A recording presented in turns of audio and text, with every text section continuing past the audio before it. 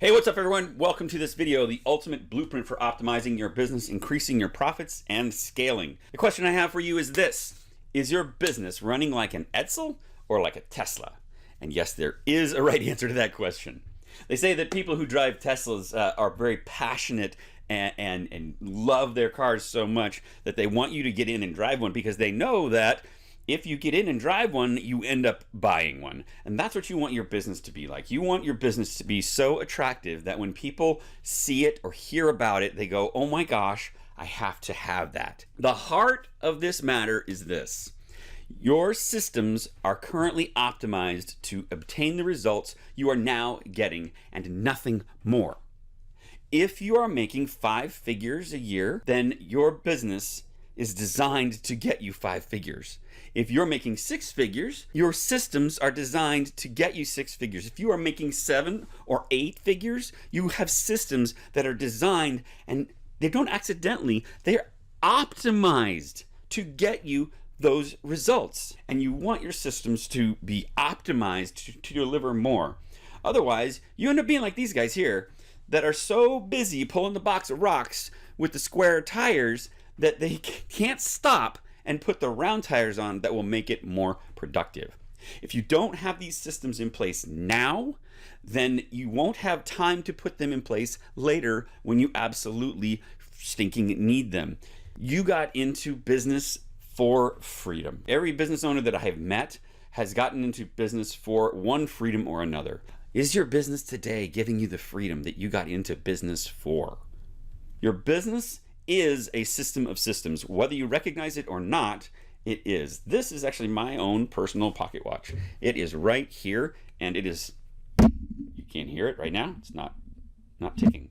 But I wind the watch, and listen to that. I hope you can hear that, because that's the ticking of my watch. My watch is 105 years old.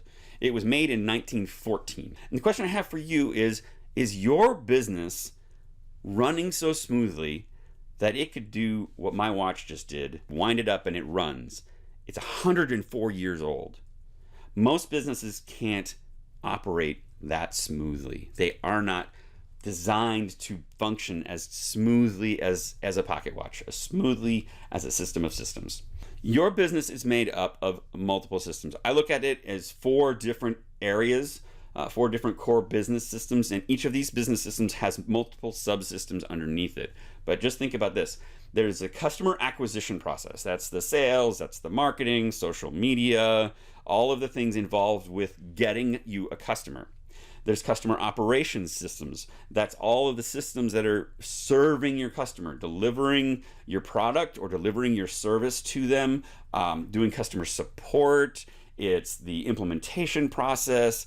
It's taking help desk calls. It's doing contract maintenance, all the stuff that goes into serving your customer. Then you look at internal operations. That's everything that is done inside your company to keep your company running. And you have to have those systems in place. You have to have some kind of way of doing HR if you have employees, or some way of evaluating your contractors if you have contractors or subs that you work with. You have to have some internal systems, accounting systems. You have to have systems for invoicing and keeping your taxes ready, right? All those internal systems that you have to have. And then there's leadership systems. And you may not think of leadership as a system, but there are multiple systems within the leadership aspect. First, there's personal leadership. You can't lead your customers if you can't lead yourself.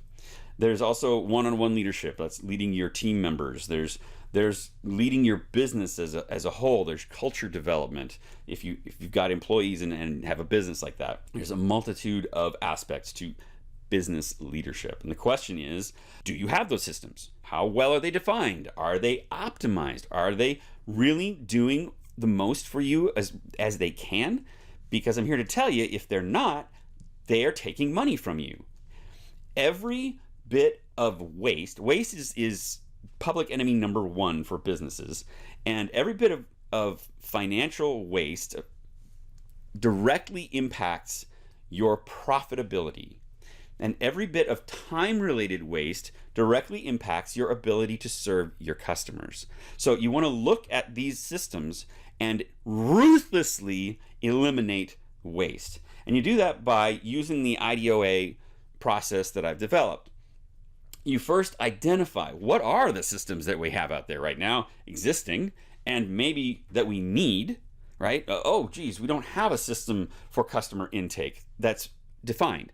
We kind of make it up every time. Okay, so that's an ad hoc system. We need to define that. So you identify it, then you define how it should work. Like this is kind of the ideal, or if there's an existing system that's just not documented at all, you define these are the steps that we think that happen.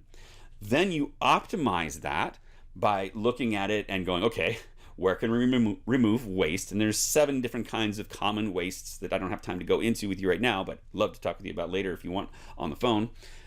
7 different kinds of waste that you can remove from your systems to optimize them. Bill Gates said the first law of technology applied to business is that automation applied to an efficient system amplifies the efficiency. And the second law was that automation applied to an inefficient system amplifies the inefficiencies. So you don't want to automate before you optimize. Then that's the next step then is to automate. And by automate, I don't mean necessarily just using Zapier to link up email with your intake or something like that, though that is one process. That could also be using people to automate, right? So you outsource things to a virtual assistant or to another company or something like that, or you outsource it to one of your employees, right? That's automating it without you having to do it anymore. The idea is to get it out of your hands so you're not stuck doing that. You are able to do what you're most passionate about. Maybe that's the sales in your business, and actually delivering the service is something that you have someone else doing, or delivering the product is you have somebody else doing, or maybe it is the service, and so you automate the sales by outsourcing that. Whatever it is that your heart is, you keep that and let somebody else do the other stuff so you don't have to. I've developed for you a core business systems assessment. It's 24 questions covering those 4 categories, and it'll show you where you stand on some basic systems that every organization should have.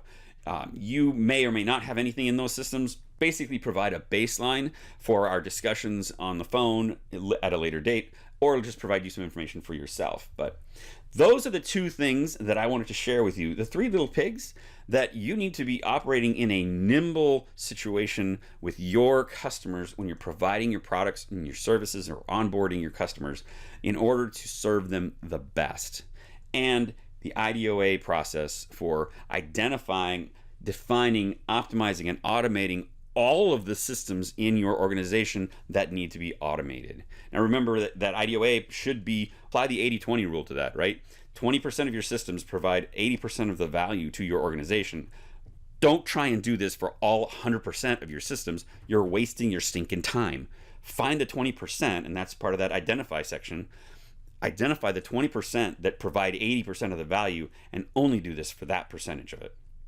All right, folks. I appreciate you taking the time to watch this short video.